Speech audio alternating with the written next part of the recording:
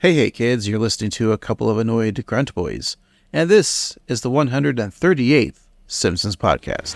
Rock the boat, don't rock the boat, baby. Rock the boat, don't tip the boat over. Rock the boat, don't rock the boat, baby. Rock the boat. That's right, we're the Simpsons podcast that discusses the beloved animated sitcom, The Simpsons, from seasons 11 and beyond, and the newest episodes when they air. Why do we do it this way? Well, an entity known as... Jesus. Wheel of Entity, that sounds scary. Yeah. Well, an entity known as the Wheel of Random has trapped us and cursed us to only watch those episodes because plenty of other podcasts out there have discussed the golden age, that being seasons 1 through 10. So we're tasked to see if any episodes from the latter seasons can match those golden age episodes. And I say we, I don't mean just me, because I'm just one annoyed grunt boy named Craig. With me, as always, is the other annoyed grunt boy named Steve. We pulled a boner last week. We did pull a giant boner. Yeah, we thought the new episode of The Simpsons was going to come out, and so we're like scrambling today, like, there wasn't a new episode. What do we do? And so our pal Wheel of Random says, like, fine. It's his day off too. Yeah.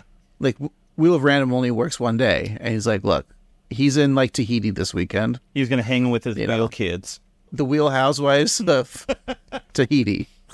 Boy, dumb. Sounds like a dad joke, right? It does. No more of those. Yeah. So he zoomed us and then gave us a suggestion. So that's why we're here doing this episode. Were you nervous that we lied to our audience, Steve? I feel like we need to have a press conference and apologize. We can have our wives standing next to us, bravely holding our hands and being like, oh, he fucked up, but I'm going to stand by him because we did wrong. And I don't know how we recover from this, but we'll find a way. And with the Lord's help and our fans' forgiveness, we'll persevere. And it's going to be a new day. A wet day, right, but a new day. But that being said, yes, the wettest story, Steve. Should we just get into this week's episode? Yes, but before we do, let's go back in time, all the way back to April 23rd, 2006. What were you watching in the theaters then? Well, the number one movie in the box office was... I'm sorry, I couldn't hear you. No, sorry. Silent Night. Jesus, no. Silent Hill. Is that based off of a video game? Yeah, I think so. Like some zombies or something. Yeah. It's very well regarded. I've never played it, but people seem to like it. Yeah, there was a movie? Yeah. Like 2006 is that kind of time in cinema where... I don't think 2006 was a great year in cinema. I don't think so. I think that because it was before the superhero boom and after the blockbusters of the 90s, so they didn't know what people wanted from okay, let's big movies. Well, let's look here. 2006. Well, Poseidon, which we'll get into that later. Mm-hmm. The Secret came out in 2006. Okay. Based off the popular book The Secret, remember? Mm-hmm. Prestige, was that a good movie? People like that one, right? Yeah, that was the Christopher Nolan magic show. Yeah. The Departed, Da Vinci Code. I don't know if that was a hit. Yeah, people like it fine, but you're right. So you have things based on novels, based on comic, or based on video games, and they're just looking for some IP to make something out of, but they don't know exactly what they're doing. Idiocracy came out in 2006. Which is a classic film, but I feel like at the time was a bomb. Because it showed what the world's going to be like only a decade later. Right. Oh, Casino Royale, the James Bond reboot came out. There you go. That was huge. Yeah, that was a good movie. Click. Everyone wants to do the Remote Control of Time movie. That came out. Mm-hmm. Mission Impossible 3. I should just look at the 2006 Oscars, right? Who won. Mm-hmm. Is Mr. Impossible 3, while you're looking that up, is that considered one of the good ones, or are they all pretty well regarded? Yeah, I think that was the one that kind of brought back, or made it kind of fun, because the second one was kind of a mess. That's right, yeah. And J.J. Abrams directed it. That's right. So for 2006 films, the Academy Awards, right? The winner was Forrest Whitaker in The Last King of Scotland. You had Alan Arkin for Little Miss Sunshine. So there you go. Little Miss Sunshine was in that. Helen Mirren, The Queen. Jennifer Hudson, Dreamgirls. Oh, yes. The Departed one for that year. You also had The Queen, Little Miss Sunshine, Letters from Iwo Jima, and Babel. That's all you had, 2006? Yeah. Was The Departed the last good Scorsese? wouldn't disagree with that, but I'm sure a lot of people on the internet would get mad at me. But yeah, I would say so. Steve only likes The Irishman, and that's it. I just wish it would be longer. And then they looked more older because they were too young in that young de-aging. It was too natural. I was confused. Yeah. They walked around like they were 20-year-old men and not 80-year-old men. Yeah, they walked so smoothly. But Silent Hill's not on the Oscars list. Okay, Steve, we weren't Silent Hilling it up. Did we even look up the IMDb or the Rotten Tomatoes of Silent Hill? We looked it up with other movies. Let me look at the old Rotten Tomatoes real quick. Yeah. Steve, we have a whopping 33% tomato meter and then a 63 audience score. Yeah. For a video game-based movie, that seems about right because they never do that well. Here's a quote from Paul Burns from Sydney Morning Herald. It just says, more deadly than silent. Really? A fart joke? It stinks. Jay Sherman of the New York Times. Yeah. All right, Steve. Hey, what was the number one song on the Billboard Hot 100? Well, much like the producers of Silent Hill, the number one song on the Billboard Hot 100 is Bad Day by Daniel Powter. Oh, that song was everywhere then, wasn't it? Oh, yeah, it was huge. 'Cause he had a bad day. Yeah, we're not going to sing. Yeah. What about the hot rock alternative? Why, that was Know Your Enemy by Dia Verde, also known as Green Day. I bet Daniel Powter is Green Day's enemy. You know what hurts the most, Steve? What's that? That was the number one country song. Oh, okay. What Hurts the Most by Rascal Flatts. Oh, those Rascal Flatts. Oh, those Rascal Flats. Also sounds vaguely racist somehow. It does, yeah. I don't like the word rascal. It feels offensive. But you know what's Oh, not the rascal. offensive? What? The number one song on the Dance Electric charts, Scream and Shout, which I feel like must have been on the charts forever because I feel like we talk about it a lot. Are you just copying and pasting, like, and not actually looking up the hot dance song? No? Because Scream and Shout It and by Will, like, has this been on the number one song for decades now? Yeah, I mean, right after the Chattanooga Boogie by the Glenn Miller Orchestra. But yeah, that was number one. All right. Well, you know what's the number one in our hearts, Steve? What's that? Well, I was going to say this episode, but I should really say our listeners. That's true. They're number one. So let's go to number two. This episode. It's the wettest stories ever told.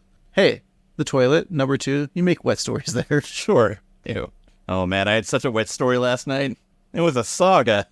That's what else sounds sexual. Because you said the wettest story last night, so we have a wet dream. Yeah. They should have started this episode with the Simpsons in bed, like sleeping, like they're having wet dreams, because it's all about... Ew. Yeah. It'd be a very different story. Bart has this... And he wakes in the morning, he's like, Mom, I had my first wet dream. Oh, yeah, tell me about it. And he tells the story of the mutiny on the Bounty. Huh. Okay, Bart. And then Homer's like, I'll tell you my first wet dream. And then it becomes like very sexual. And then Disney's like, never buys The Simpsons after it. Yeah. Whole world It's the most pornographic thing. Yeah. Okay. In an alternate universe, that exists somewhere, right? I'm sure. Yeah. But we're in this universe, and we're talking the wettest stories ever told, in which the Simpsons' plan for a nice family outing turned into a disaster, where they tried to salvage the night by telling different stories of disasters at sea. Oh, boy. All right, Steve, we're going to take a break, get all the giggles out, and come back and be serious. Is that okay? Sounds good. All right. Ships ahoy. All aboard. Nope, that's trains. Toot toot. Vroom. Titanic ourselves out. We'll be right back.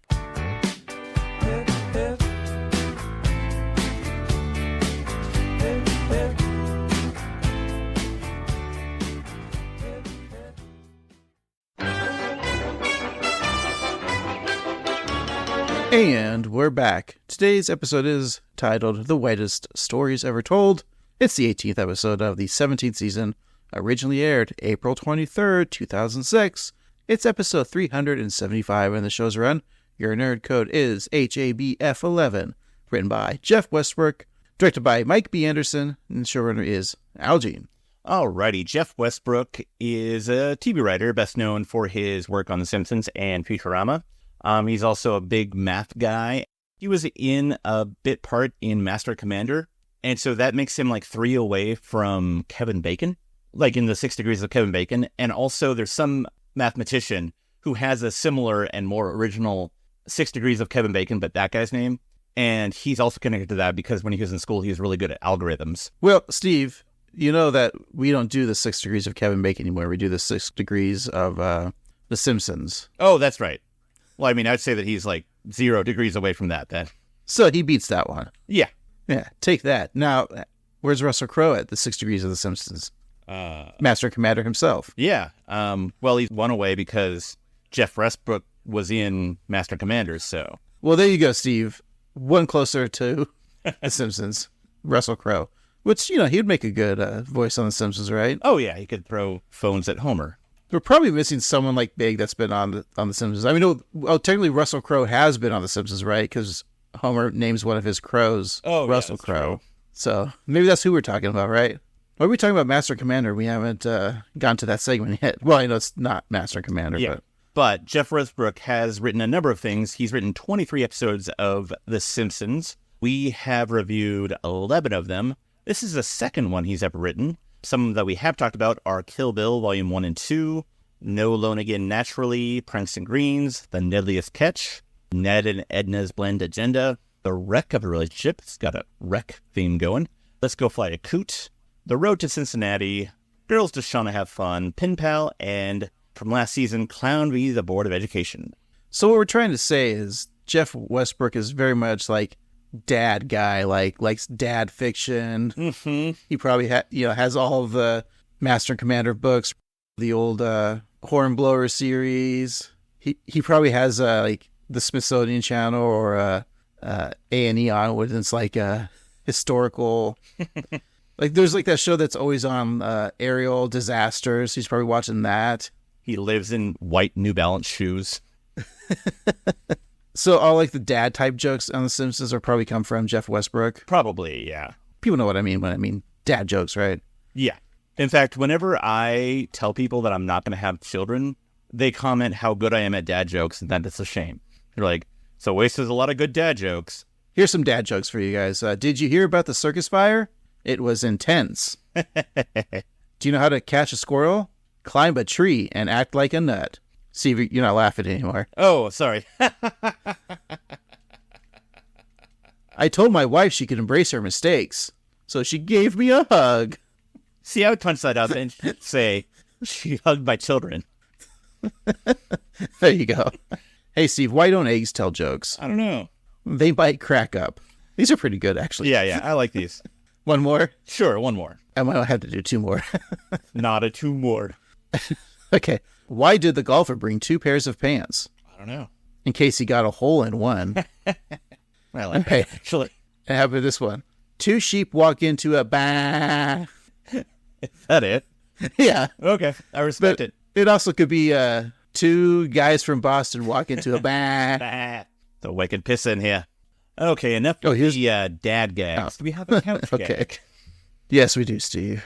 And I'll tell you right now. Oh, good. It's The Simpsons are a puzzle piece. And so Homer inserts his head on Maggie's and vice versa and says no and realizes his error and then corrects it and chuckles to himself. Classic. Yeah. Nothing else. That's it. Yeah. No chalkboards.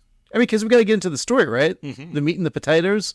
You got 3 stories, Steve. Count them. 3. 1, 2, 3. 1, 2, 3. Maybe instead of meat and potatoes, it's fish and potatoes. Sounds yummy to me. So yeah, this is a episode with 3 stories, much like your Treehouse of Horrors. But here's what's interesting is 6 weeks earlier, they had another one. They had the Simpsons Christmas stories. So season 17 was all about the 3 stories because they also had, of course, the Treehouse of Horrors. So that's 3 different episodes that are multiple story episodes. So they're going for a thing at the time. I feel like I was probably annoyed by that. Yes. As a child. Because I want to see, Bart chopping heads off of statues and Lisa being sad and then playing the blues and Homer doing something dumb and Marge vacuuming. Yeah. Classic Simpsons. Classic Simpsons. Not these cockamamie stories. No, I want to see Bart fighting space mutants and eating cupcakes. That's the Simpsons that we know. Yeah.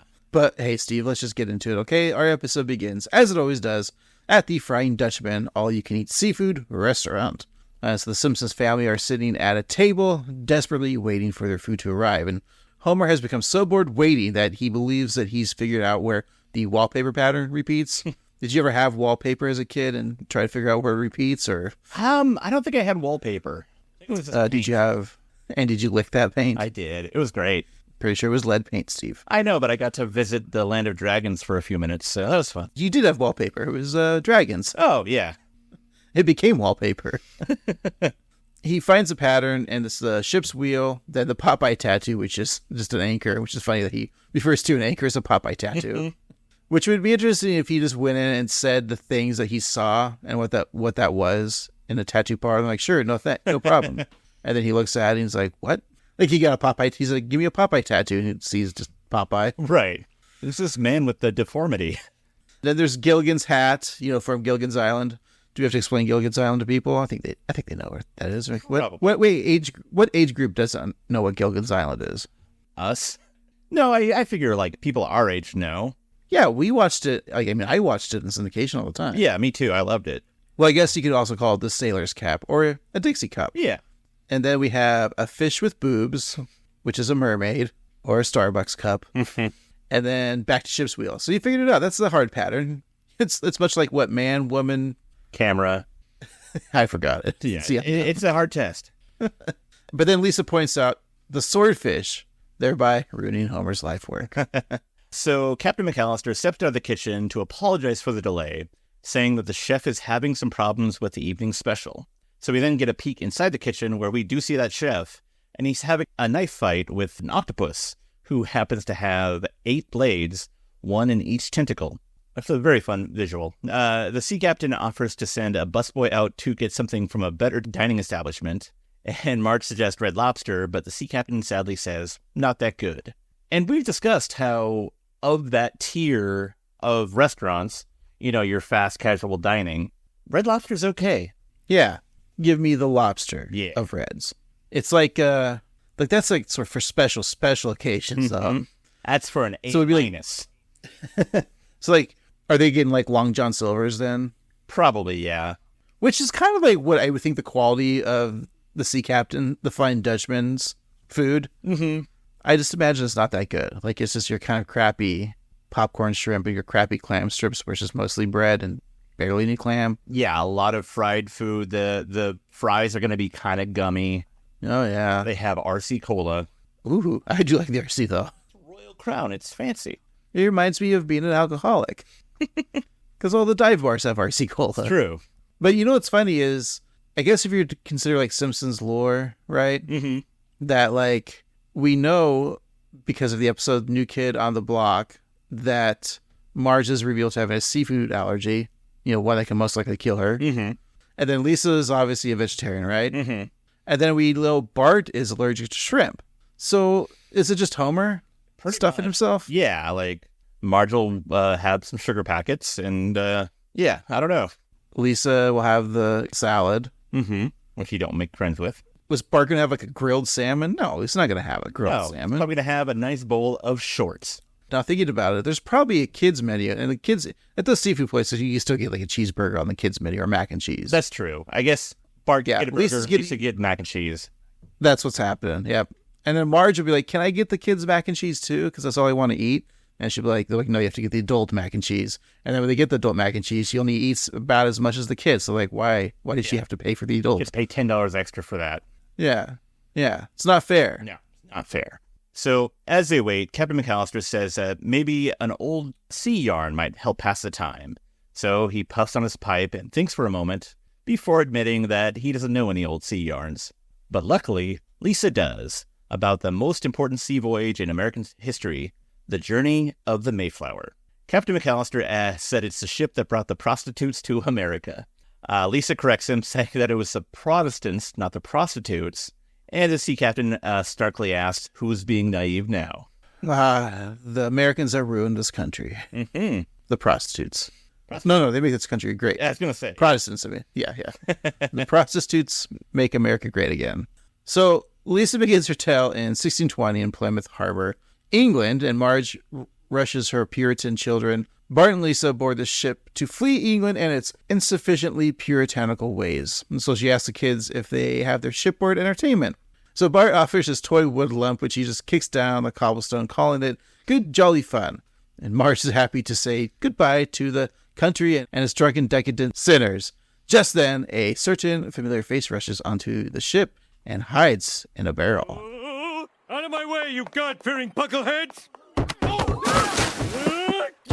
Find me! Please, you gotta help me. If they find me, they'll kill me. Has anyone seen this knave? He's wanted for daring to question why we call this the Jacobean era when the king's name is James and not Jacob. Mother, we must protect him. Look, he's praying. Oh, Lord, please let the soldiers kill this family instead of me. Noble sir, you may accompany us to America in my late husband's clothing. And I will make thee a hat from construction paper. So, thou art a widow, eh? Then the codpiece holds no terrors for thee. Good sir, I do not approve of your fleshly gaze. Wait a minute. If Bart and Lisa look like they do, and Homer's not the real dad, then who is? I mean, we'll see them later.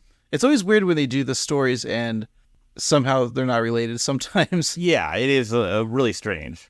I like the Lisa saying, I'll cut you a new hat from construction paper. It's just kind of like referencing us as the youth doing racist things like making Native American headdresses from construction paper and the pilgrim hats, and then doing a play or like a thing with kids dressed as, Native Americans who clearly aren't. Yeah.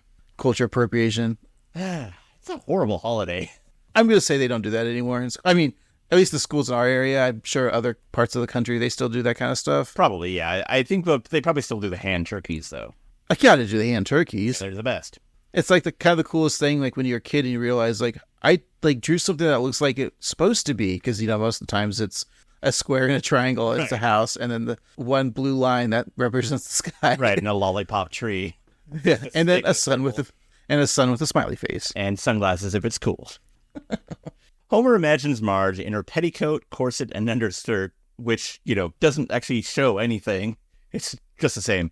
He pants with horny desire, and Marge scoffs at his advances. So as the ship leaves, the British wave them off, telling them goodbye and don't come back. Learning about the Pilgrims, like as a child, it was always like made it sound like the Pilgrims were being prosecuted and they were the good guys, that sort of thing. But then if you look at an actual history, the Protestants, or these people left because England was becoming too liberal. Is that correct? Yes, that is 100% true. And then we're all fed this line about how we needed religious freedom, which is just being a dick. Yeah, because wasn't it like England accepting in all the religions, like it all was kind of welcome at that time? Yeah, I mean, probably not to the extent that it is today, but much more than a lot of other places at the time. And so there was like, fine, let's go here. And, that's why we're assholes. Mm-hmm. We are assholes. Do you have any bloodline to the Mayflower? Anyone from the... Not that I'm directly aware of, but it's very possible because I do have a lot of British lineage. And I think we came over like in the 17 to 1800s, so probably not directly, but I might have had relatives who left then. And what about yourself? Oh, I do. Oh, really? Yeah. So, hey. Hey, good Here we English. are. Yeah. Yeah. There is a connection, I guess, within my genetic line. And I will show you my genetic line after the show. Oh, boy. DNA egg. Would you like to see my genes? Jesus. There's a dad joke. Jeff Westbrook's listening. I gotta use that joke. Next season, we get like a whole ancestry episode just so we can do that joke. Well, once they are on the high seas, the Pilgrims begin to pray. Seeing this, Homer asks what kind of booze cruise this is and wondering where the hooch is also at. And so Flanders tells him that this is no place for drunkenness or colorful clothes or dreaming or poetry. He then says, if you write a sonnet, keep it under your bonnet. Before he can finish it, he realizes that he's made a poem, and then he lashes himself with a cat o' nine tail as a punishment. He just had that on. It's also like a sex toy he uses with Goody Mod. Yeah. More like Anyway, Daddy Mod. I could see her dressed up as like an S&M person. Yeah, she's definitely the dom. He would be the sub, I would assume. Yeah, because she probably was like with like this huge dildo. It's like, now you know how I feel. Yeah, because he's got a huge hog. Right. Oh, do you think she pets him? Oh, he asked, yeah, because he probably feels bad, like sticking that huge hog in her, like causing her so much pain. She needs to reciprocate so he feels better for himself. I mean, God blessed him down there. Right. And so that's why, like, Edna and him get together, because Edna's kind of freaky. She's down for that. They both have the Holy Spirit. Sorry, I was trying to do it. That didn't work. I can't do it. So he begs the Lord for forgiveness and then pours some salt onto his wounds for good measure. Yeah. Marge introduces Homer to the devout leader, Ned Flandish. So after saying stupid Flandish, Homer invites Marge to a little Bible thumping in the crow's nest. He then learns Marge's name, which is Constance, Prudence, Chastity, Good Faith. But she adds that her friends call her Marge, as in Marge, Obedience, Temperance, Sex Won't. That's a pretty solid joke. I like that one. Yeah. And of course, if you name your daughter Obedience, Temperance, Sex Won't, she's gonna be a stripper. All right, I'll try. Next on the stage, we got Obedience, Temperance, Sex Won't. Pour some sugar on me. See, it works. All right. Next on the stage, we got Constance, Prudence, Chastity, Good Faith. Nothing but a good time. Yeah, see? Next up, we got Marge. See, doesn't work. No. Why? It just sounds like birds. So, Mo pokes Homer with his walking stick, saying that Marge and him are engaged, adding that he didn't kill her husband just to, Then he stops, and he says he didn't kill her husband. And Marge tells Mo that they're actually aren't engaged. It's really more of a amicable concordance. Ned hears this and is offended to hear such a language from a woman, and then he whips himself some more for thinking of Marge as a woman. So as the journey continues, Reverend Lovejoy tells the passengers to be grateful for what they have, while Homer wishes he had something else. Marge's love. Lord, we thank you for the many ways you show your love, the sun which bakes our lips to the point of bleeding, and your hilarious idea to surround us with water that would kill us if we drank it. Now I gotta warn you, even for this day and age, I'm considered a bad husband. She's gonna marry him 'cause he wears boots instead of blackening his feet. Well, I'm sure the way to win her heart is to be fat and crying. I see little. Oh. Oh, don't stop. You're choking him just the way his father used to. Good times. Ooh, perhaps that would make a good father. May I escort you to the railing? Oh my God, look at that hand-on-hand action. If I don't do something, soon they'll be exchanging pleasantries. So we see Bart's and Lisa's parent, or his father, and it just looks like some guy with a mustache. It looks like Scarlet Pimpernel. Yeah, it does. Like, wasn't there an episode with Scarlet Pimpernel? Yeah, and it's kind of implied to be gay, I think. Yeah, who does that look like? Hold on, I'm going to cast it. Let's go with a young James Colburn, like 1960s James Colburn. Oh, I could see that. Okay, how about you? Who are you casting? I'm going to say Paul Bettany. All right, I like it. Yeah. Did you have your 0 degrees of Simpsons to Master and Commander? Is that what we're doing now? Yeah, I think so. So Moe's fear of Marge and Homer sharing polite conversation comes true, as Marge agrees that yes, the weather is in fact nice. Seeing this sends Moe's humors from sanguine to bilious. He then faces a camera and breaks the fourth wall and tells the viewer that it's weird how they talk, isn't it? He then devises a most sneaky plan. He leads Homer below deck, informing him of a party he is throwing that evening to celebrate that only half the people on board have died so far. However, in reality, on the Mayflower, only 2 people died crossing from England to the U.S. It's actually kind of impressive. Yeah, I got that good blood. Good job, Craig. I did all that work. Yeah, you got that good, pure blood. Oh, Jesus. Yeah, only 2 people died. It's probably because they had God on their side, Steve. Ah, yes. Good old G-Man himself. So Ned sweeps the dead bodies of the ocean and also a cat. Poor cat. Homer sees some barrels of beer and says to Moe, I thought you guys didn't drink on the gay flower. That's Homer saying that.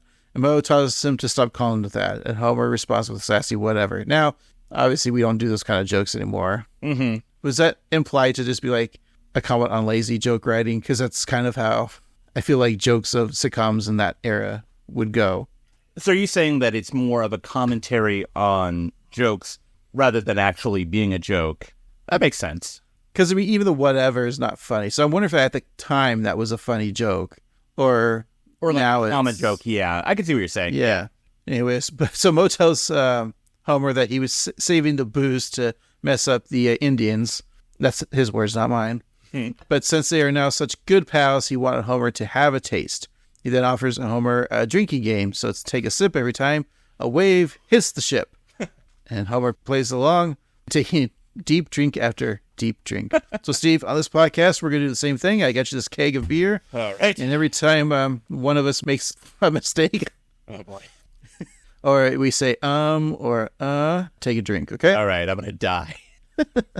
Just after this next segment. Yeah. Here's what we'll do. I'll count all your mistakes on paper, and then when you're done talking, I'll tell you how many mistakes you had, and then you can take the sips. Sound good? That sounds good. All right. Let's keep going. So, as a storm hits the Mayflower, Reverend Lovejoy thanks the Lord for the generous rain and abundant lightning. He's then struck by that abundant lightning, causing him to comment, "Obviously kissing your ass isn't getting me anywhere." So as the wave hits him, Ned states that the ship is way off course. He wonders where the crew is, and Ned shows him, and Marge. So below deck, a drunken, shirtless Homer, along with Snake Jailbird, Otto, Willie, Cletus, and Barfly Larry, chant, "Sin, sin, sin." I didn't hear anything. You mean I didn't make a mistake? Yeah, you see, the joke was, I went, as in, I drank all of your beer instead of telling you to drink it. Yeah. But that wasn't a funny joke, so I'm just going to say 3. You did 3 Okay. Oh, I'm sorry. There's also a 0 after that 3. Okay. I'll start drinking now. Ned is stunned at what he sees. It's horseplay, roughhousing, and horse housing, which shows a horse poking out of a small house. I imagine Steve liked that joke. A whole lot I did, yes. Horse housing. Look funny. Mo points to the knave responsible, Homer, who is chugging beer straight from the barrel, much like Steve. Mm-hmm. Lovejoy has heard all he needs to hear and puts Homer in stocks. So Marge is offended by his behavior, but the storm draws the attention to everyone on board. Homer, I can't believe I was thinking of letting you touch my elbow through a cloth. But baby, a man has needs. Our captains be head bumped. Oh, I guess we'll never make it to the new world. Oh, when we landed, I was gonna denounce my sister as a witch. I keep telling you, the ability to add 2-digit numbers is not witchcraft. 31 plus 43. 74. Witch! Witch! Witch!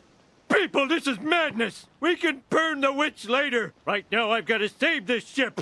Hey, I've been driving drunk since I was 12. But first, who's gonna help me pee? They're looking at me because I have the key to the stocks. And I think that joke is fine because I think it's our fault if we're implied to think that, because Smithers is the gay person. And then it's just like, turns out, no, he just has the keys. Yeah, that's possible. Was Flanders out by this point? I think so. Probably it's like 2006. I think, if not like outwardly out, they weren't like hiding it as much as they once were, yeah. But I also like that, first of all, that Homer's been drunk driving since he was 12. I don't know what he was drunk driving, though. I guess a horse and carriage? Well, maybe he's driving ships. Is that what you call it, driving ships? Not Yeah, okay. Who knows? He was drunk. He can't trust a drunk guy. Well, in those days, too, it's probably like, that's pretty late to be drunk at 12. Like, you're drinking pretty early in your youth. Like, did you ever ask your dad when he started drinking in the 1600s? He said that after Lincoln died, he was depressed. It ruined his 6th birthday, and so he started drinking then. Oh, so this is 200 years after. Okay. Yeah, and he's not that old. Oh, okay. He was canonically now born in, let's say, 1859. All right. As the storm ravages, Homer steers the ship while chugging from a bottle, still locked up in those stocks. He tells Marge not to worry, saying that he'll see to it that all those fundamentalist Christians live to take over all of America by the 21st century. Good job, Homer. So that's Simpsons predicting it again? Yes. Okay. Because it's funny if you think about it, because, like, so 2006 was the George Bush era, and, like, the idea of fundamentalism was around. Again, not a political or religious podcast, but, like, we're like, oh my God, it's so scary. There's really Christian people. And now they're batshit insane. It's It's amazing how far we've come. How far we'll stay here. That's also true. And how far back we'll go. Back to the fun cartoon. Just said, Marge notices an albatross, which can lead them to safety. As they soar into clear skies, Homer takes a bite off the fried albatross, adding, "That bird did it all. Good guy." Ned has a new idea for the name for their new home, but Willie is a bit skeptical. But whatever they call it, they've arrived. Hey, I just thought of a name for where we're going. New England. Oh, that's real creative. What do you call your foot? New hand? At least I'm pitching. Land ho! What did you call me? Great Chief Wiggum, we could never have survived our first year in the New World without you. I almost regret what we Europeans are going to do to you. What are you gonna do? Oh, give you the biggest slice of pumpkin pie. Also, we're going to take your land and wipe you out. Who wants whipped topping? I really like the Willie, what do you call your foot, new hand? Solid joke. Now, I heard Ned saying, what do you call your left foot? And he says, Italy. Now, hear this real quick. What do you call your foot? New hand? At least I'm pitching. Because your foot looks like Italy, right? So listen real quick. What do you call your foot? New hand? At least I'm pitching. Italy. Stein pitching. Italy. Stein pitching, right? Well, yeah. I just heard Italy's pitching. Yeah. No, I get it. Yeah. Okay. It's a dad joke. What do you call your left foot? Italy. That's pretty good. Okay. At least I'm pitching. I'm going to admit something stupid. It wasn't until this very moment that I realized how funny it is to have Chief Wiggum be a Native American to be the chief. And wig sounds like wigwam. Indigenous. Yep. Yeah. But I do like that Ned owns up to, the Americans or the British colonists being awful. Right. Well, let's go back to the modern time, Steve. Back at the Frying Dutchman. We got our first segment over and out. 10-4, good buddy. That's what they would say, right? So the sea captain presents the Simpsons with the bill, but Lisa points out they haven't received their food yet. The sea captain vows to look into it, walking into the kitchen with a, "What the?" And then Marge asks if anyone else has the story, and both Bart and Homer say they do.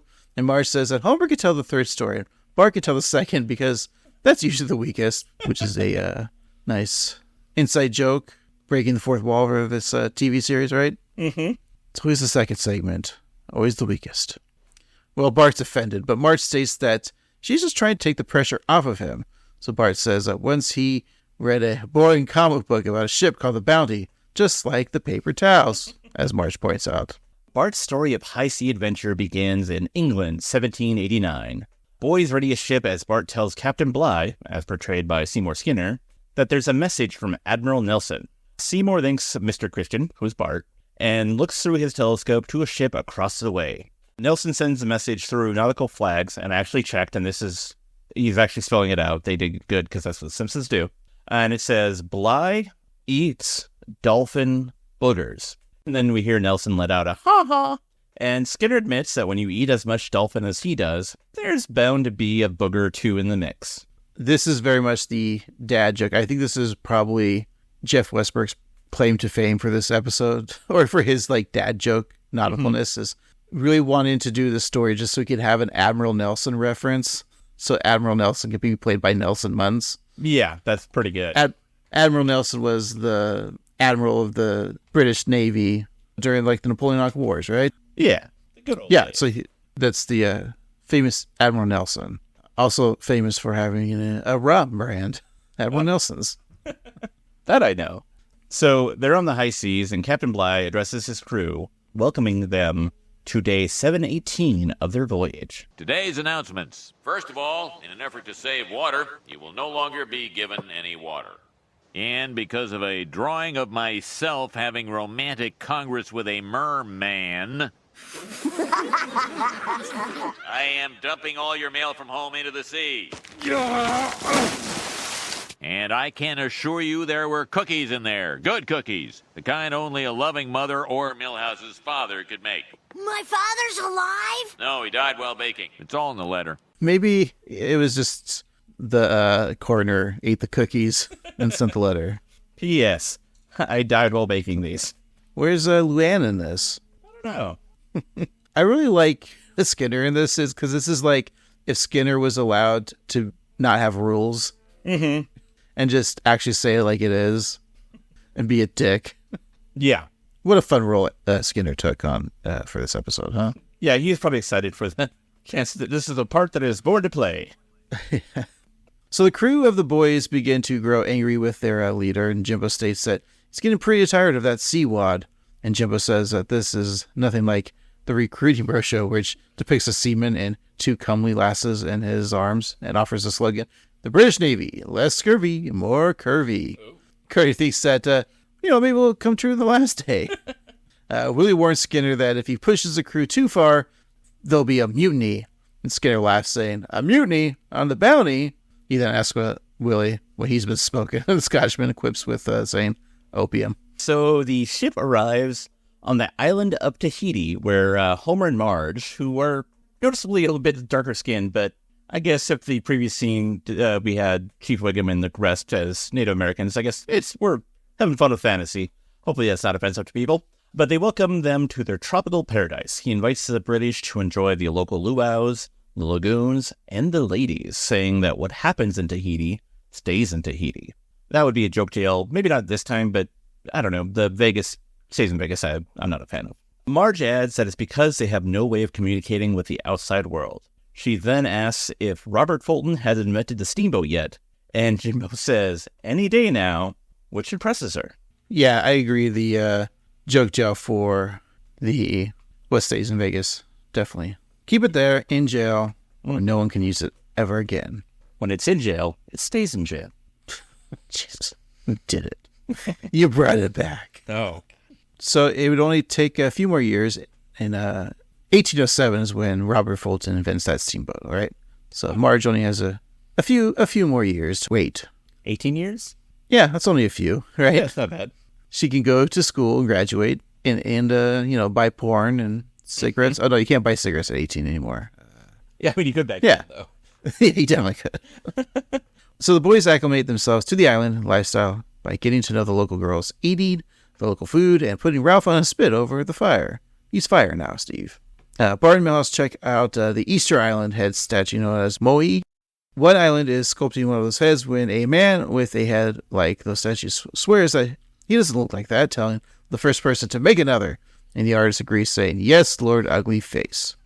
So later, a man juggles several sticks on fire as the crew watches attentively. He pleads with them to help him and not just sit there. So the boys head back to the ocean, receiving a warm goodbye and a cruel awakening of the work ahead on the ship. Before we get to that clip, I just want to say that it felt like John Schwartzwalder showed up just to write those two jokes of the Easter Island head joke and calling the guy Lord Ugly Face, and then the guy juggling the fire and begging for help. Those are some very, old-timey Schwartzwalder jokes that, I don't know, they're kind of fun. Do you think it was Westbrook was, called up his old buddy and said, "Hey, can you give me a punch-up?" And he did it for, a pack of cigarettes and a cup of coffee? Probably, yeah. All right. Should we get to that clip, Steve? I think so. Bye-bye. Bye-bye. Thanks for staying with us. We appreciate you putting cloth over our women's boobies. You'll receive an updated bill after you leave. Bye-bye. I wish we were back in Tahiti. Why, yes, it was truly an unforgettable vacation. I order you to forget it. And while you're working, I want to hear a sea shanty in a round. Row, row, row your boat gently down the stream. Rounder, I hear edges. Gently down the stream. You're off key.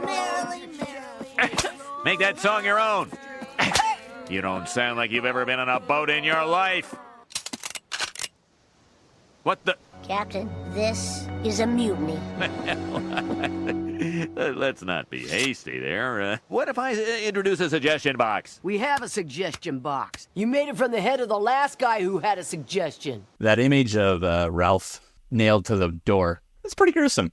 You mean Martin? That wasn't Ralph. Yeah, I'm sorry, Martin. Yeah, I know. Simpsons.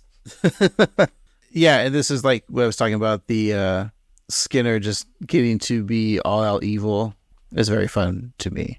Yeah, and this is also like another example, I said in the beginning of the episode, where like the Simpsons family isn't playing like each other's family members. Mm-hmm. This is probably one of the weirder stories, like, because Homer and Marge really aren't part of this. Yeah. Like Homer especially. You get kind of like the Lord of the Flies episode 2 vibes from this segment. Sure, yeah. It is a weird one, and I think Marge is right. I mean, I don't know, I'm not saying this isn't funny and it's not good, but it is maybe like, from a plot-wise, this might be the weakest story. Ooh, big words, because I think this is probably Jeff's favorite story. Sorry, Jeff. So Skinner stammers as the crew grows closer with their guns drawn. As the ship leaves Skinner and Willie on a lifeboat, Willie reminds Seymour that he warned them of a mutiny. Seymour tells Willie to just row and sing around while he does so. So Willie rows and sings "Row, row, row your boat" in a round with himself, which is quite impressive, until he can't do it anymore, saying that he's just one man. Good work from Dan on that. So Skinner threatens him, saying that he'll sing or he'll mutiny, and that Willie is too much of a spineless coward to mutiny. We then find Willie paddling away on that lifeboat as Seymour rides a tortoise in the ocean, telling the tortoise to swim faster or else he'll be made into soup. Skinner then asks what else is going to do, go underwater, and so the tortoise does go underwater, and Skinner mocks the amphibian, saying, "You call this deep?" Which is also what Ned says to Maude. I was going to say that. That's how the book, The Bounty ended, right? And like how it actually ended in real life time. Yes. It's based off a real thing. Yeah. Did you read the comic book that Bart did? Boring. There's no Iron Man in it. You could draw an Iron Man if you want to. It's just a comic book. That's true. I mean, that's a good idea. I'm going to take like an old comic book and then just add a new character to it that was never there. Like it'll be called Third Wheel Man or something. So you just take like an old Superman comic book and then put like Third Wheel Man on top of it. And so it's just like that guy that's always like, been, you're hanging around. You've always been this person, like sometimes you say something, but people ignore you. Yeah. Boy, I wish Clark and Jimmy would talk to me. Lois, I really think Clark is Superman. Like, it's just a pair of glasses. It's pretty obvious. There's a lot of fun. Like, there's always Batman, Robin, and then Third Wheel Man. Like, so he's like punching criminals and never gets any recognition. Poor guy. Yeah, that's gonna be a great comic book. It's like that. It's like the reverse of Garfield minus Garfield. Right.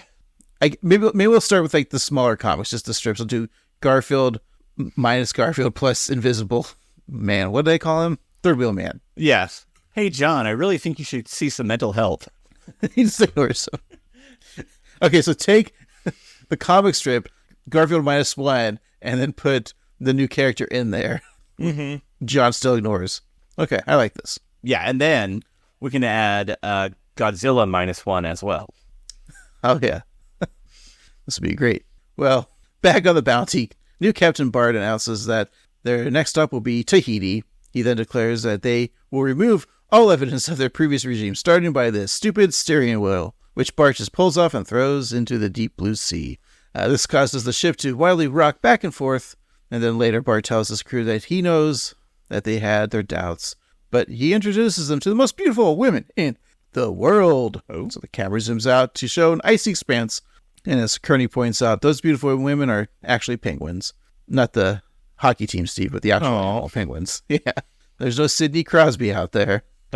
Oh, Sidney Crosby and Sidney Sweeney. They can be the Sidneys. That's the hot couples. One's hot, one's cold. Oh. Because he's always playing on ice hockey, Steve. It's true. I'm pretty sure Sidney Crosby's married. I would imagine so. To Denise Crosby, Tasha Yar from Star Trek The Next Generation. May she rest in peace. The character, not the actress. The actress is alive. Okay.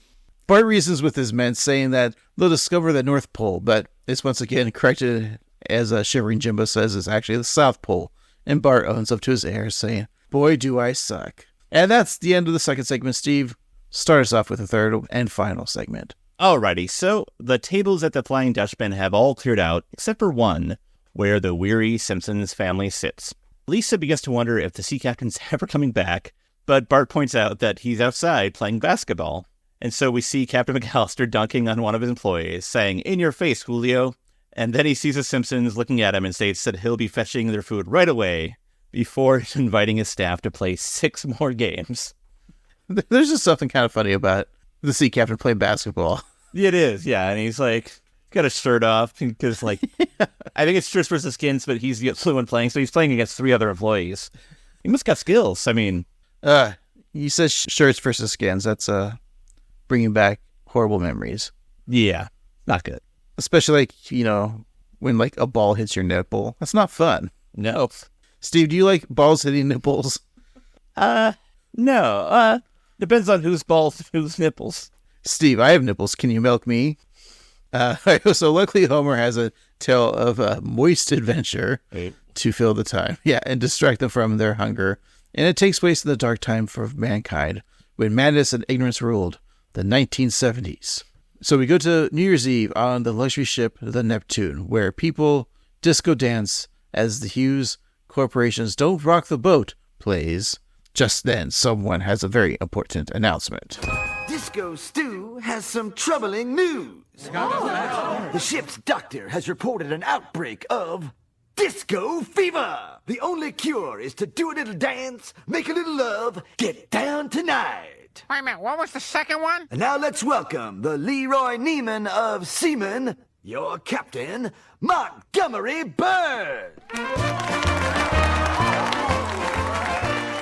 10-4, good buddy. I'm Chevy Chase and you're not. Really, Starjo? Yes, welcome to the maiden voyage of the Neptune, the world's most unflippable luxury liner. Help yourselves to some pineapple upside-down cake and apple turnovers. And you'll all be getting free hats, so make sure to give us your cap size. The pineapple upside-down cake and the cap size, just, that's quality right there. That's a good joke. Because it's foreshadowing, Steve, for the ship to capsize. That's right. A lot of 70s references there. Yeah. Well, I was going to say I really liked when they were doing the catchphrase goodbyes. It was just, I'm Chevy Chase and you're not. And for those of you who don't know, Leroy Neiman was an American artist known for his brightly colored expressionist paintings that he would do of various athletes, actors, and famous people. Like he did one of Rocky, for instance, and Muhammad Ali. Is it weird that the 70s, like the style and aesthetic of the 70s was just like a decade, and then it just changed like overnight? It feels like it just changed like as soon as it turned 1980. Or is this because we're so used to like seeing the aesthetics of 70s and 80s as one thing? But if you remember, because kind of like growing up, like our housing was like a mixture of 60s, 70s, and 80s. Mm-hmm. You didn't have like that straight up 70s leisure suit look. Like that didn't last that long. It's kind of interesting how like you're like right. did 10 years ago seem different than 10 years later? Yeah, definitely. Like now, like the 2000s, all, man, maybe I'm wrong because I'm old, but like the 2000s to me all feel like they look basically the same. I know that like trends come and go, but for the most part, it all looks the same. But you're right. Like the 60s were like kind of the hippie vibe, and the 80s were like a techno-y, like, you know, a modernist bit of vibe, like a lot of neon colors, a lot of metal. But the 70s were kind of unique because it was a lot of, like you say, leisure suits, a lot of like white on wood, a lot of gold paneling. It's its own unique thing that's kind of like elegant but crass as well. Like it's gaudy but trying to be fancy. And it did just kind of blip out in my mind. So it is interesting. Like I was just thinking the Brady Bunch is kind of that aesthetic of the 70s, right? Mm-hmm. The TV show The Brady Bunch. And then when they did the movie in the 90s, you know, the remake movie with Shelley Long and Gary Cole, mm-hmm. that was like only, what, like 15 years since like the Brady Bunch aired? Yeah. Like what's our equivalent to that now, like making fun of early 2000s, which is pretty much what the same, like it would just be guys with frosted tips. Yeah, like 2009, like what is that? Like maybe the double polo trend? Yeah, there we go. I still have clothes from 2009 that I still wear. So. Right. I mean, earlier than that too, I think. Mm-hmm. This underwear still says happy 5th birthday, Craig. And somehow it's looser than it was then. Yeah. And so we go to this segment.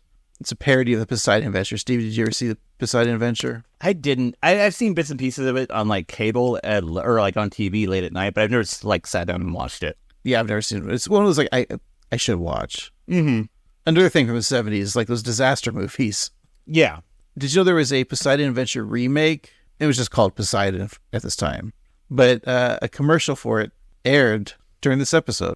It's funny how poorly that movie did. Like, it had... Because it came out on May 6th, so a few weeks after this episode premiered. And it had, like, Kurt Russell, Josh Lucas, Richard Dreyfuss, Emmy Rossum. And, yeah, I don't feel like it was a hit.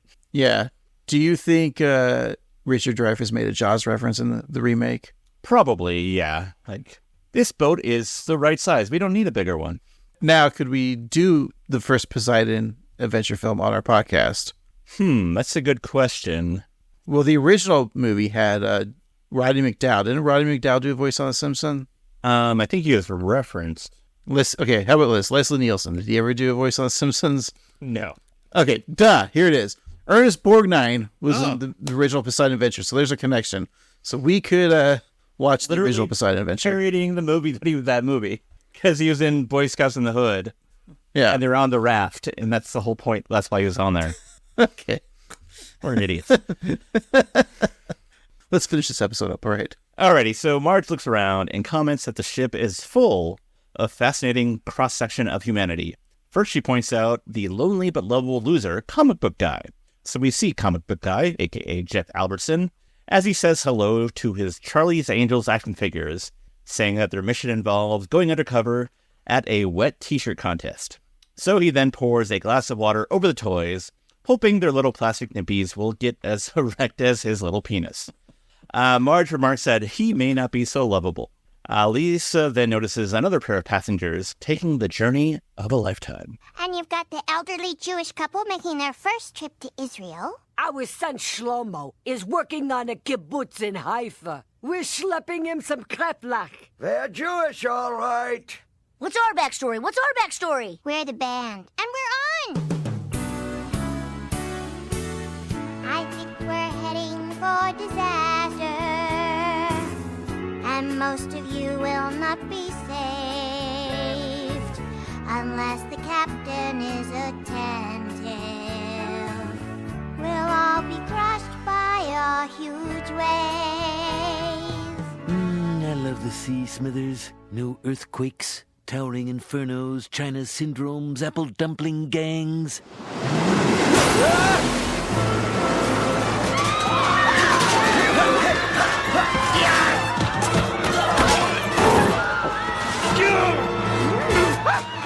So there was Burns talking about all the 70s disaster films. I also like adding the apple dumpling gang, though. And then Lisa's scene of, like, what's going to happen. It's very funny. Also, I want to ask, I can't find it online, but Old Jewish Woman. Is that just a new character for this? I think so. Yeah. Because we never really see Old Jewish Man have a partner. And obviously, you know, they needed somebody for her to be with. And, I thought it was fun. Was that just one of the women that does voices on the Simpsons? Like, wasn't anyone famous doing the Old Jewish Woman? I think it was Tress. It was Tress. It's funny because when she spoke, and even though the caricature of Old Jewish Woman reminds me of Shirley Maisel, from the Marvelous Mrs. Maisel, the mother-in-law. Oh yeah, I could definitely see that. Not her mom, but Joel Maisel, because that's his name. Caroline Aaron, that's her name. Okay. Yeah. Kevin Pollak's wife. Right. On the show. Anyways, that's who it reminded me of. For those who've seen the Marvelous Mrs. Maisel. So I just found it. Old Jewish Man's first wife is her canonical name, and she's appeared in 2 episodes. This one and another one that we reviewed way back in the day. Love is in the NTO2R CO2 NEHECH4. Yeah. Where she was a vision of his wife, where she was much younger. Because that was part of the episode, I think, is people were having hallucinations because of drug Valentine's Day candy. So that could be why Old Jewish Man is in the retirement home. Probably lost his wife and in there. All right. Well, just then a huge wave hits the ship, causing it to tip. People are flung about. Homer slips, but is stopped by a table as afro falls off, causing him to shout, "My wig! My natural hair." As Mario falls through the air, a steaming pot floats above him as he comments, "What a time to be carrying the soup." It's just this the sadness, when that bowling soup just goes right on his body after he lands, right? Mm-hmm. You're going to be crushed, your legs will be crushed, and you'll be burned. Yeah, it's a lose-lose. Yeah.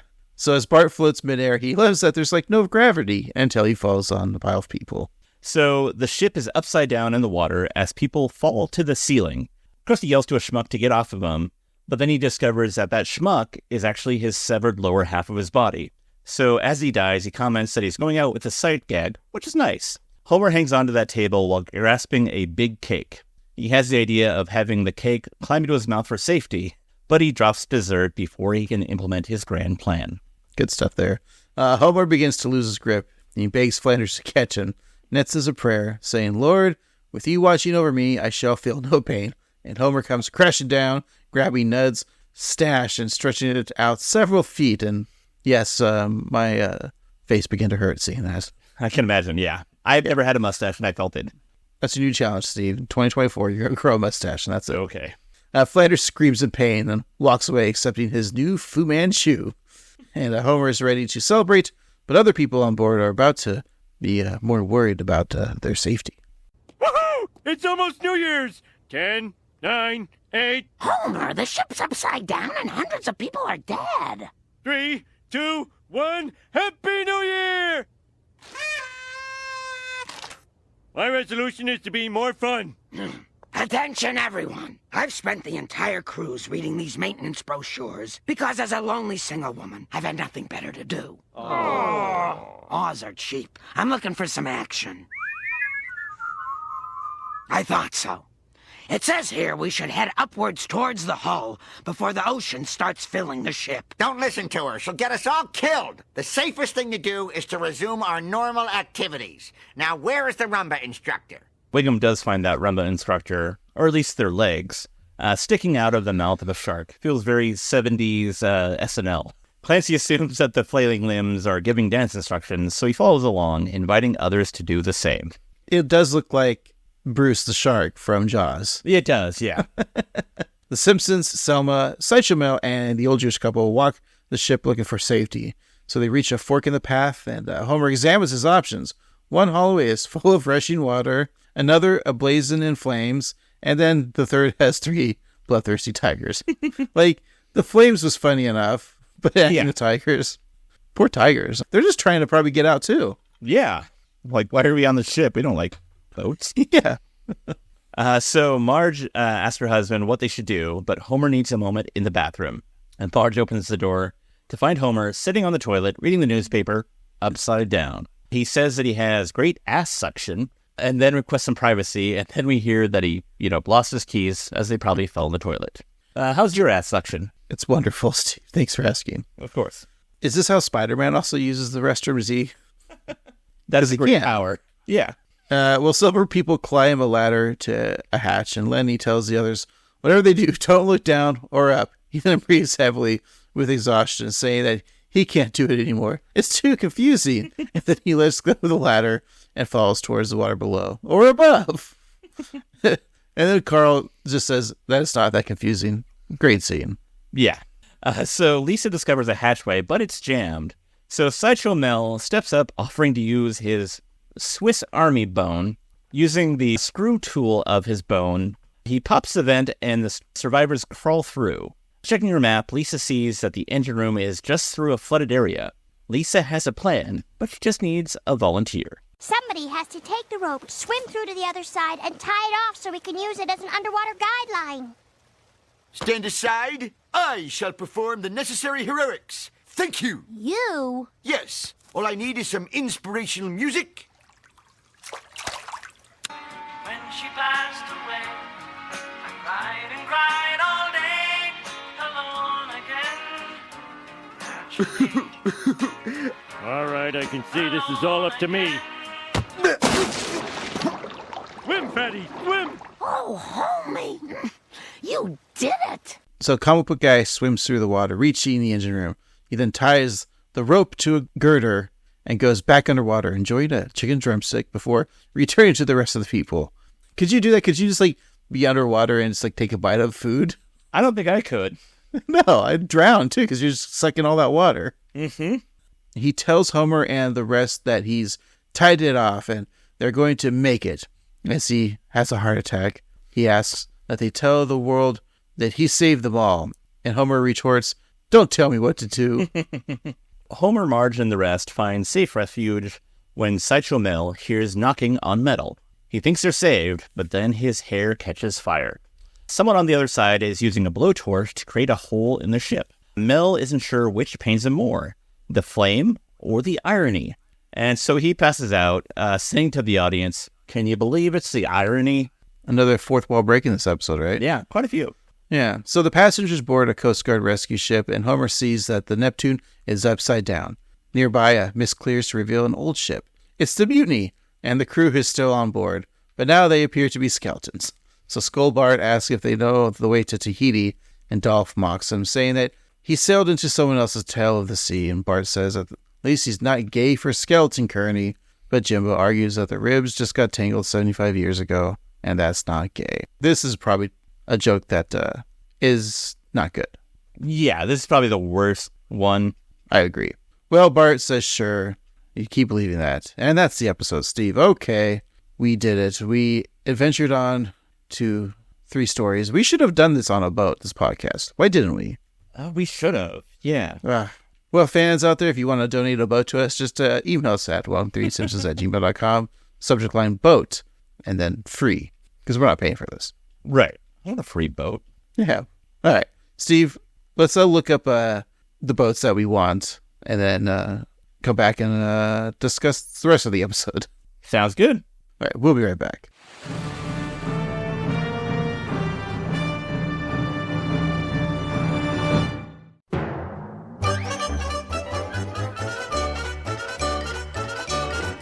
And we're back. All right, Steve, let's finish up this week's episode, the Wettest Stories Ever Told. We'll talk about some of our favorite jokes, give it a little review, find out what we're watching next week before we do all that. Steve, we'd like to give a gift. And since there's 3 stories, I'm going to give you 3 gifts. All right? Whoa. First off, you said you never had wallpaper, so I got you this roll of wallpaper that they use at the Flying Dutchman. So you can see where it repeats, okay? Ooh, fish with boobs. I know we're going to put that wallpaper. Probably in your bedroom. Yeah. Also, a keg of beer. An old wooden barrel that the same recipe that the Puritans would use. Puritan straw. And then my last gift, let's go ahead and give you a ticket on a cruise ship on New Year's Eve in the 70s. Yay. Probably be cocaine. Lots of cocaine. I got you some gifts as well. I know you like to keep yourself occupied with some entertainment, you know. So I got you a toy wood lump. Play with to your heart's content. Also, I know you get hungry sometimes and you don't like to wait around, so I got you a gift certificate to Red Lobster. Oh, yeah, nice. Especially good for Shrimp Fest, which always seems to be happening. Yeah. It seems to come earlier and earlier every year. It's always funny, too, when, like, Red Lobster has Lobster Fest. Like, shouldn't every day be Lobster Fest? Yeah, I mean, that's what they're there for. They don't have, like, Hamburger Fest at McDonald's. There's always hamburgers. But I also got you a drawing of you making out with a merman, just for fun. So gay of you. I know, but that's what this episode's all about. I guess. Back when you could just say something's gay and I gotta laugh, right? Mm-hmm. As lazy as it is offensive. Which is our slogan to this podcast. Lazy and offensive. The Noy Crowd Boys. That's a t-shirt. It really is. I love that. I think that should be our slogan from now on. Lazy and offensive. It also could be like our autobiography. All right, Steve. What made you laugh from this episode? There were some solid jokes in here. Taking the first segment, the horse housing is really funny. That was really solid. Lord Uglyface from the second segment. And then Burns talking about the capsize. Just a lot of dumb visual gags that I really thought were a good time. Marge's name of Marge Obedience Temperance Sex Won't made me laugh. Bart calling Lisa a witch because she can add 2 numbers. Solid. But if I had to give it MTJ, I think I'm going to give it to Mr. Burns as the captain of the Neptune. Just because he's a lot of fun. What were your thoughts, Craig? Yeah, no, my favorite bits, of course, were the Marge's name and then the horse. That bit was great, like you said. Lenny at the end, you know, the there's always in those movies of a character's like, I can't make it, I can't push forward, and then they either give up or someone encourages them to. But like just the whole fact that he was, I don't understand, up or down or up. It's so confusing. That's a very funny bit to me. As you said, Mr. Burns is the captain of the Neptune, but my other captain that I like was Skinner, just for his sheer assholery, horrible captain. Maybe he's my MVJ, but also from that segment, I do like the Lord Nelson being Nelson Muntz. Very fun nautical joke, so that's good there. So yeah, I'm going to give it to Skinner. Nice, I like that. What do you think of the episode in general, Steve? Would you give us a ranking? Do you recommend it? I didn't watch this episode when it first came out, but I'm sure if I did, I'd be really annoyed with it, just because it doesn't encapture the spirit of The Simpsons, at least what I thought at the time. But I don't know, it was kind of a fun time. Like, all three stories were pretty solid. None of them really dragged. There were funny jokes in all of them, and there is some, problematic stuff, I think, but that was kind of more of the time rather than of the show itself. So that, I don't know if it excuses it, but it kind of explains that a little bit. I think that this is a pretty fun time. Do you compare it to other free stories episodes like, the Simpsons Tall Tales or, the other ones? If that's the case, then I think it ranks pretty high. I mean, it's not as good as like a Treehouse of Horror, but it's still pretty good, and I had no problem with it. It's a weird concept to think about them sitting in the writer's room being like, okay, what are we going to do this week? Let's do, a few weeks ago we did Simpsons Christmas Story. Let's do another Stories episode. What are we going to do? Oh, there's a glass of water. Let's do ones about wet things. It's a wacky idea, but I think somehow it works. So I'm going to say that if I had to give it a ranking, the Poseidon Adventure has a score of 80 on the Rotten Tomatoes website. So out of 80, I'm going to give this one a 69. Nice. Hey, so that's a good score, right? Yeah, I think so. I would say this is a watch. I don't know what the scenario is that you're in that you're just like, oh, I need to watch this episode. But if you just want to laugh and you're not sure what to put on, this could be a fun one. But I'm curious to hear your thoughts, Craig. During this time, do you think Al Jean, and he was showrunning this, of course, but do you think there was someone at the top to be like, look, the Simpsons Treehouse of Horror is Orio's highest rated ones. People love those episodes. Can you just do a lot of anthology episodes? And so maybe they're forced to do all these anthology episodes. Mm-hmm. And of course, as a kid, I don't like the anthology kind of stuff. I'm going to save that for Treehouse of Horror. That's it. I don't need them in my regular Simpsons run. And then this one, yeah, what were they thinking? Do nautical theme ones? I mean, it's a good concept. I'm not putting it down, but it's just... Yeah, I don't have any problem with it. It's just a weird idea. Yeah. Yeah, because you don't really see other shows do something in this vein. Is it because the writers are all just dads reading these nautical books? Can we just do something on the boats? We just want to do something about boats. Why do us men like boats? I don't get it. Men and seamen are connected. Yeah. With that being said, I did enjoy it, but I definitely don't know if it ranks up there with some of the other anthologies or treehouses. Definitely not Thanksgiving of Horror, which is kind of tangentially. Oh, yeah. With this episode. And Simpsons Bible Stories, which I know we can't review it on this podcast. Mm-hmm.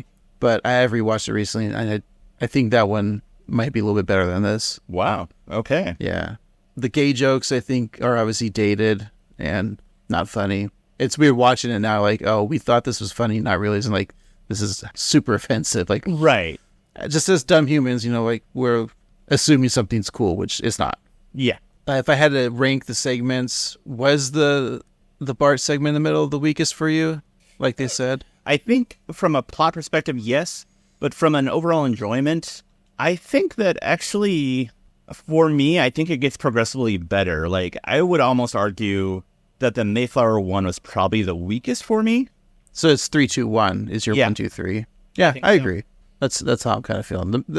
And then my only complaint, and I know they don't really do this, but sometimes they do a wraparound. I would like to know when the stories are done, why wasn't there a post-credit with the Simpsons finishing up their meal at the Frying Dutchman? In the blunders section of many webs of the Simpsons wiki, they're it's never revealed if the Simpsons got their food. Oh, no. So people were worried about that, yeah.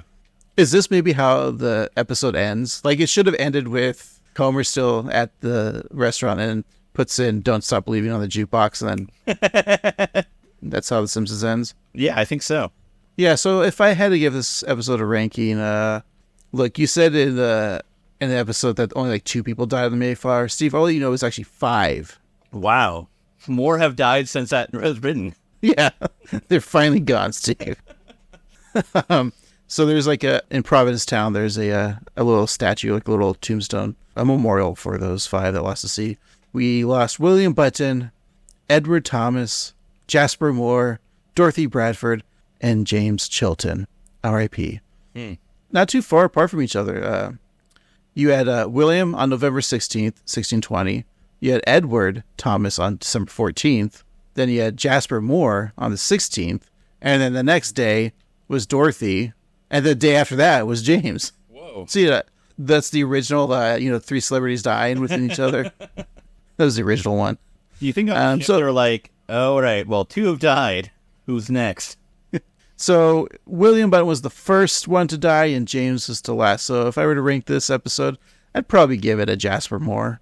Tough but fair. Tell us what you guys think about this episode, and we're gonna go ahead and mosey on over to the Not Wheel of Random. This was our random episode that we had to throw together. True. But this time, Steve, I can't say guess the episode because we already know what it's going to be. This is the episode that we thought we were going to review this week, but didn't. And that's, of course, Clan of the Cave Mom, Season 35, Episode 13, which will definitely air this week, right? Definitely, Steve? Definitely. Okay. So a parity disagreement between Marge and Lynn Van Houten escalates into a life or death struggle for survival. All right, Steve, I think it's time we pull our old anchor up and set sail to home. Alrighty. All aboard the USS Annoyed Grunt Boy. But contact us while we're out on the high seas. You could do that by contacting us on social media, like Instagram at 138simpsons or YouTube at 138simpsons, or that old pesky email at 138simpsons@gmail.com.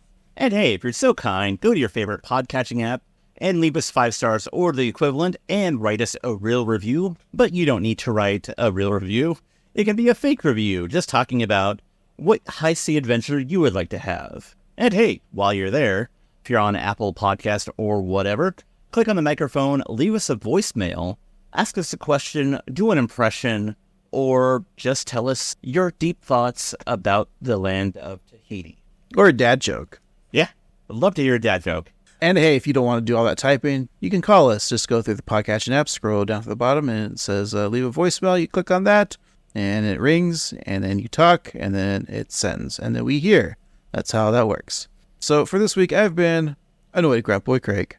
And I've been Annoyed Grunt Boy Steve. And remember, the way to win her heart is to be fat and cry.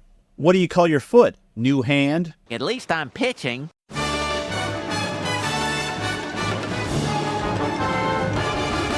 We appreciate you putting cloth over our women's boobies.